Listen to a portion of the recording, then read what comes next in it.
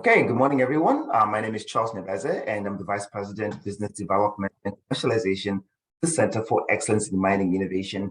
And today I'm joined with Carlin and Lanissa Moodley, my colleague, and we're going to be hearing Michael tell us about the IoT network analytics for safe autonomous mining, which is one of the approved MICA projects. But before we jump into the presentation, I just want to let you know that we are in 16 different presentations over this month of December. And those presentations are going to include the ones you see on the list here, of which you can see Cheetah Networks is mentioned. All right. For those of you who want to submit a proposal into our second call for proposals process, which is now open, feel free to just scan the QR code on your page, and you'll be able to get access to that call for proposal process. Right, now it gives me great pleasure to welcome Michael to do his presentation on IoT network analytics for safe autonomous mining, and Michael is with Cheetah Networks. Michael, the floor is yours. Please go ahead. Thanks, Charles. Appreciate it. See my screen okay?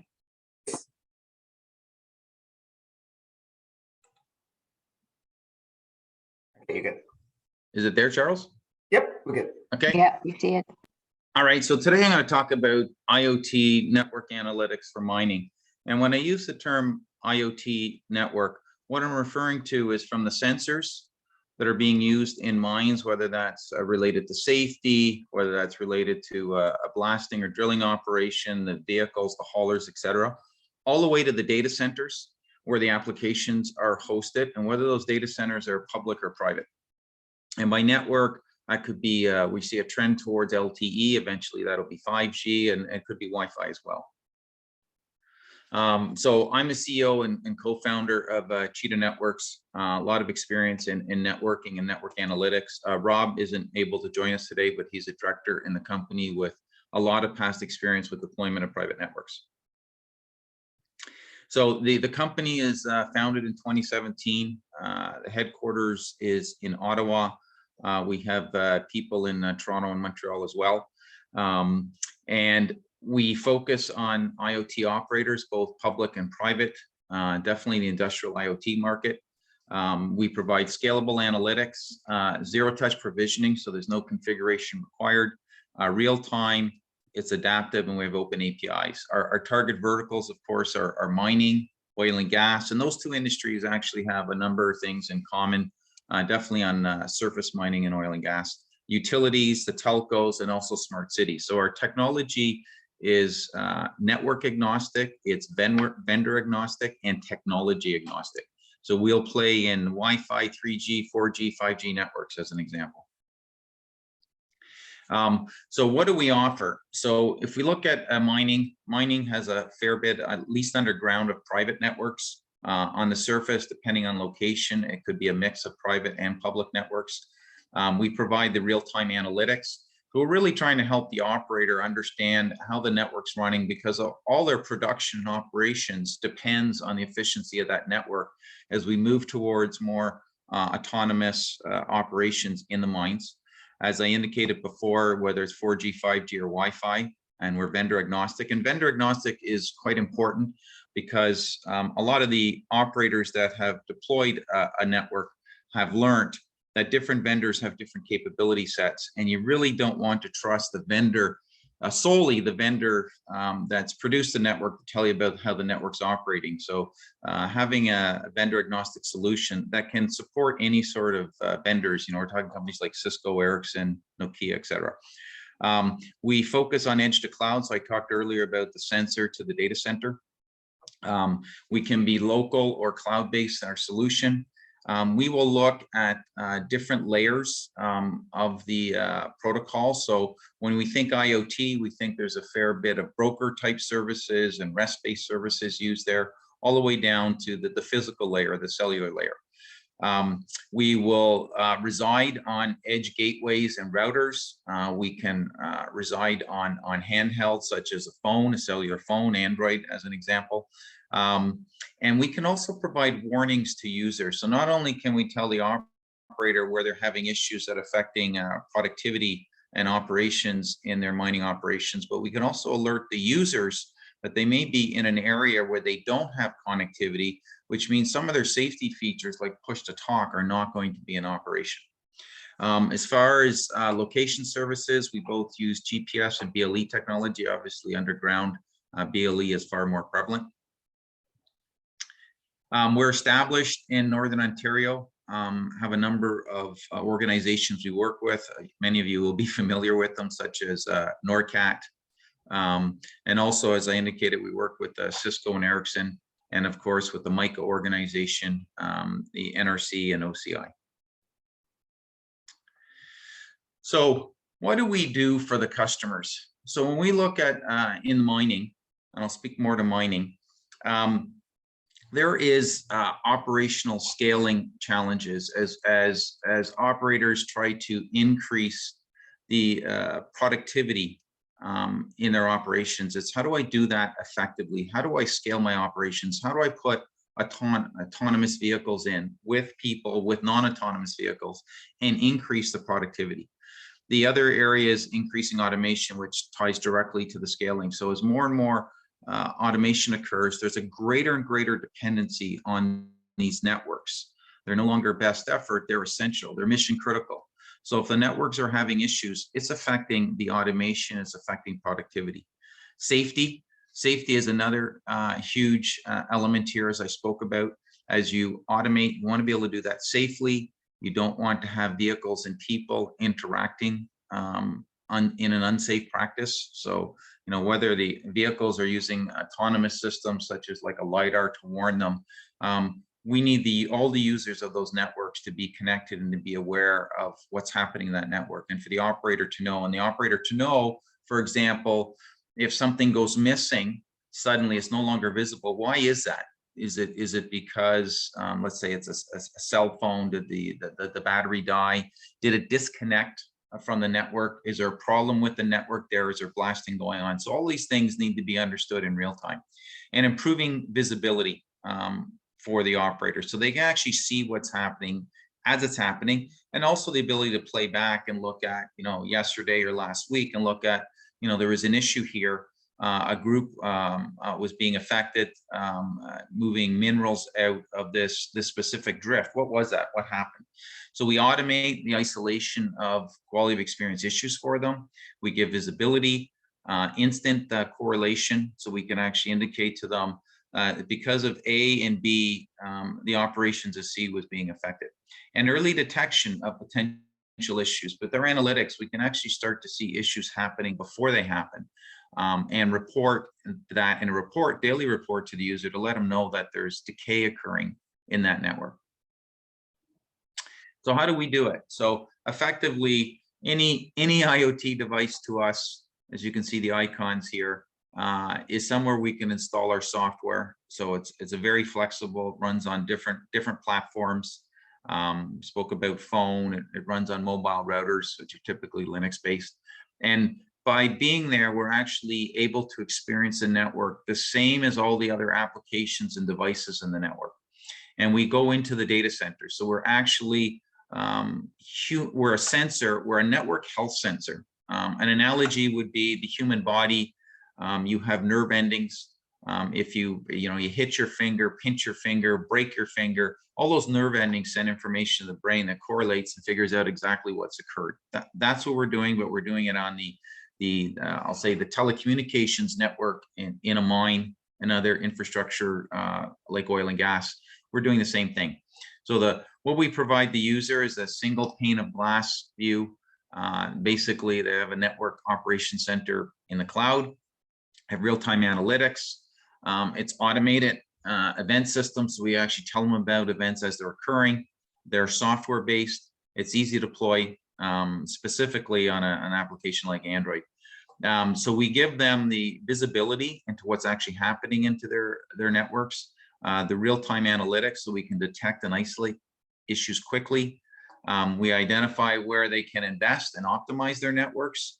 We reduce dispatches, and as the mining operators are well aware, sending technicians down underground several thousand feet to try to diagnose an issue is quite costly. We can do that more centrally, remotely, and it's plug and play. And our sensors are available effectively in container technology, right? The Docker containers are pretty common technology used. The phones use a similar container approach. So the value. So what value do we provide at the end of the day? We improve productivity and reduce downtime. And that improving productivity and downtime also has an energy efficiency element to it. That means the vehicles aren't sitting idle, and that you're getting more out of the energy you're consuming, as well as the time being spent extracting minerals from underground. We provide that information to BU leaders, the OT and IT staff, and handheld device users, right? We're able to alert them if there are issues that could affect their safety. Preventive maintenance, so early detecting and warning using our AI-based analytics, letting them know of decay effectively beforehand. So advanced maintenance can be put in place to prevent an outage effectively later. Very secure. We use our own information. We're not involved in touching or inspecting any other traffic that be running in the network. We're our own application, and we can be local or remote, and the information is secure.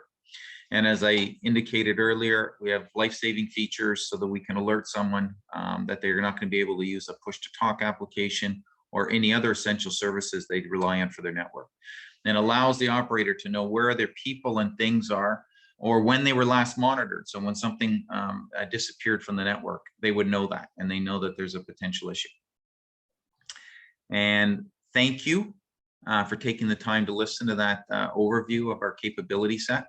And we are very pleased with being able to work with the SEMI organization on the MICA and advance our technology and improving the visualization by working with industry partners and customers in the region. Awesome. Thank you so much for the presentation, Michael. What we're going to do now is Lenisa and I have a few questions for you. And maybe I'll ask Lenisa to go with the first question, please. Yeah, thanks. Thank you, Michael. That was interesting. How easy would it be for an operator to try out this technology? And, you know, how would one implement? Do you need a private network? No, they don't. Very good question. It's very easy. I'm actually just starting the app up on my phone. I don't know if you can see it, but there it is on Android.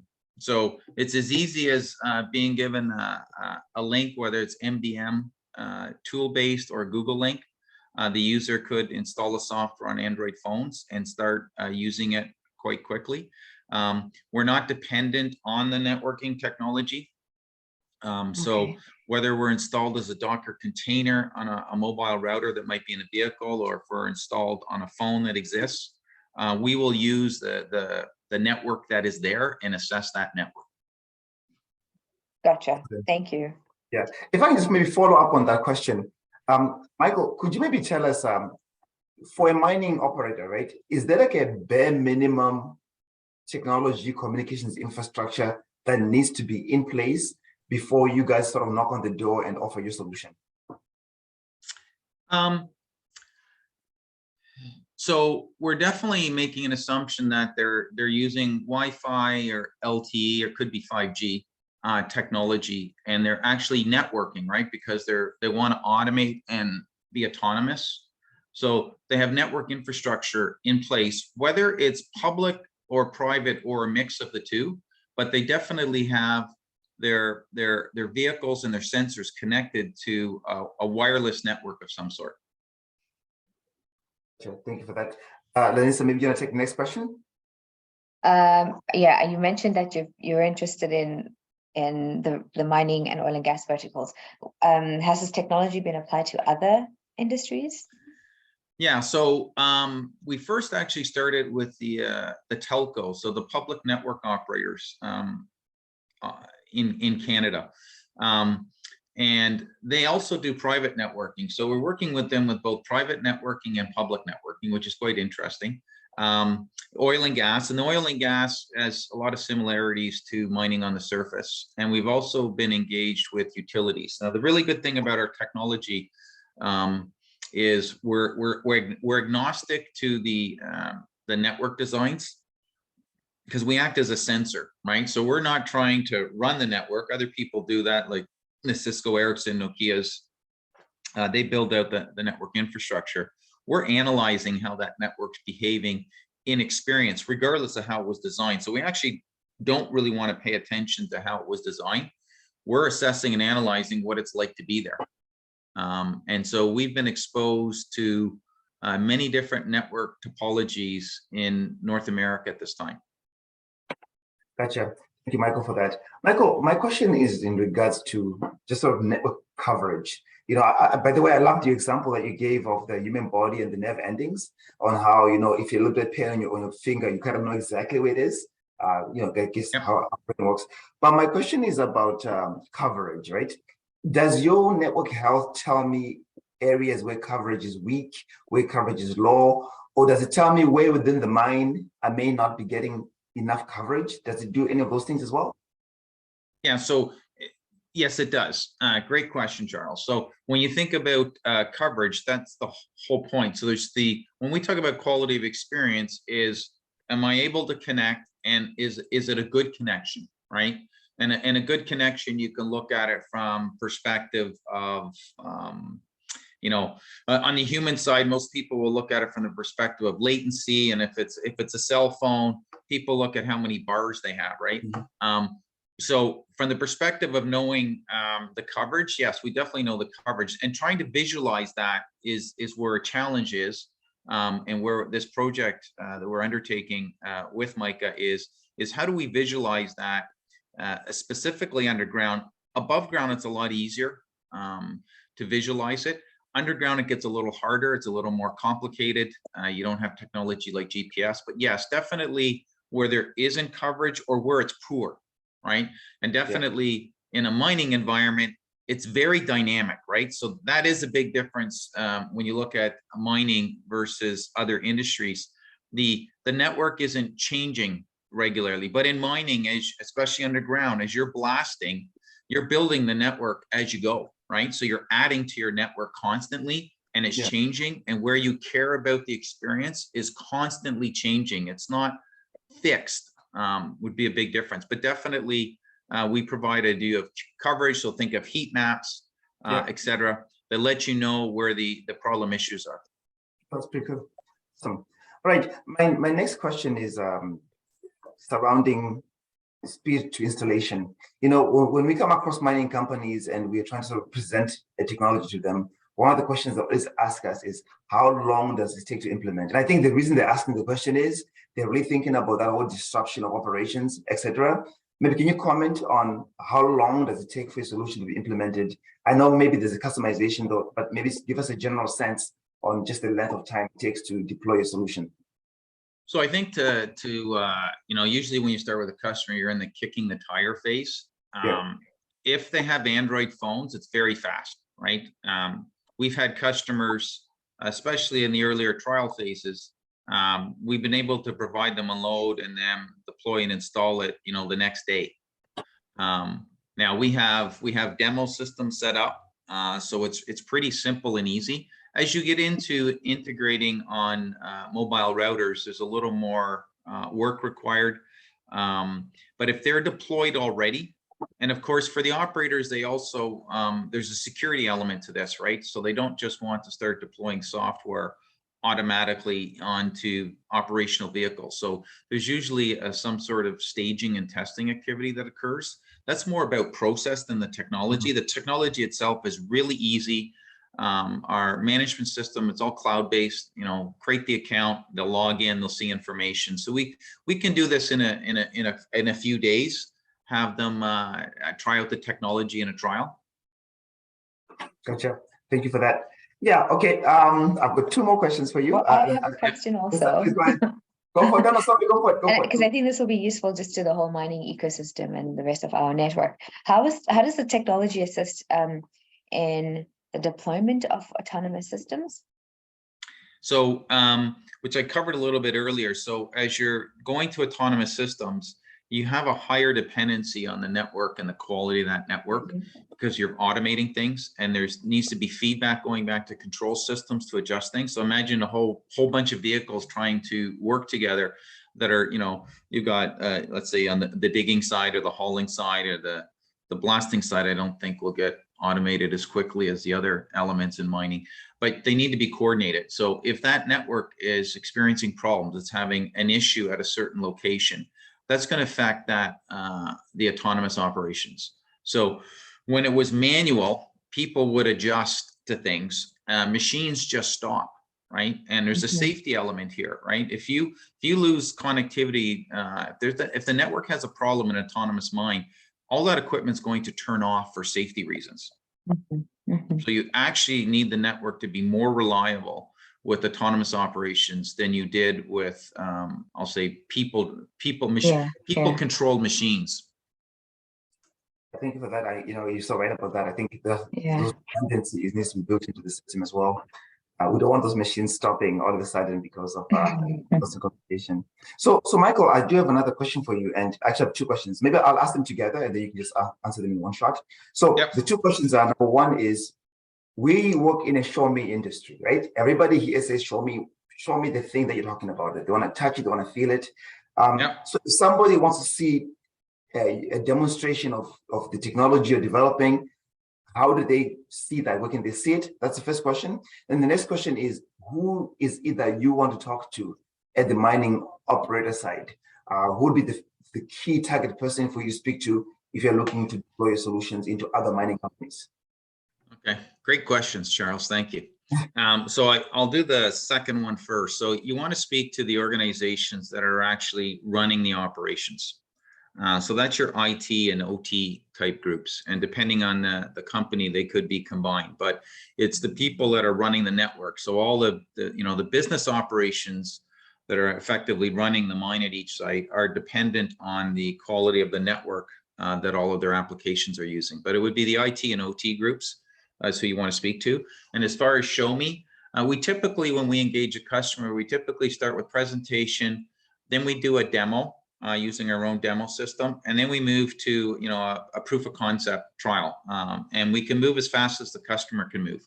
The technology's matured enough.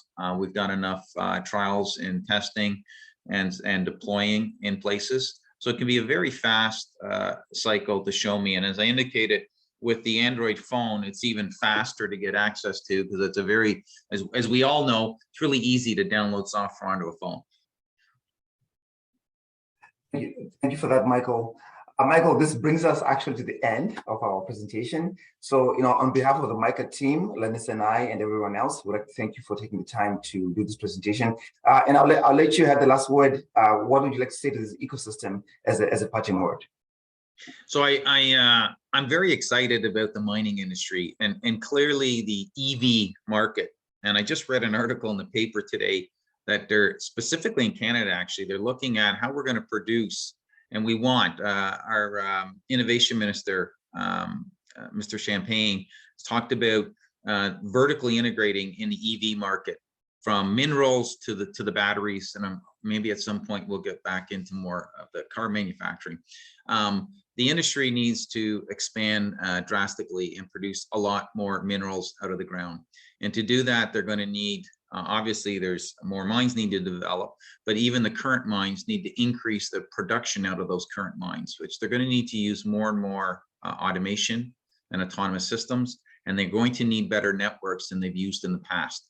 So I'm very excited about that opportunity. The customers we've engaged so far in mining have been great to work with. Since this could be public, I won't name them, but I found the mining industry. And my exposure is probably mostly in the Sudbury area, but I found the organizations there, whether they're education partners, incubation partners, or customers. I found them great to work with, very open and sharing what their challenges are. So I'm excited about this as we advance our technology into mining and get an opportunity to help the mining industry. And I think it's a great opportunity for Canada to demonstrate to the world in the EV market that we're up to the challenge, and we know how to use technology to rise to that challenge. Awesome. Thank you so much, Michael, for that. And there you have it. The world definitely needs more Canadian mining technology. Thank you, Michael. Thank you. Okay, awesome. Bye-bye.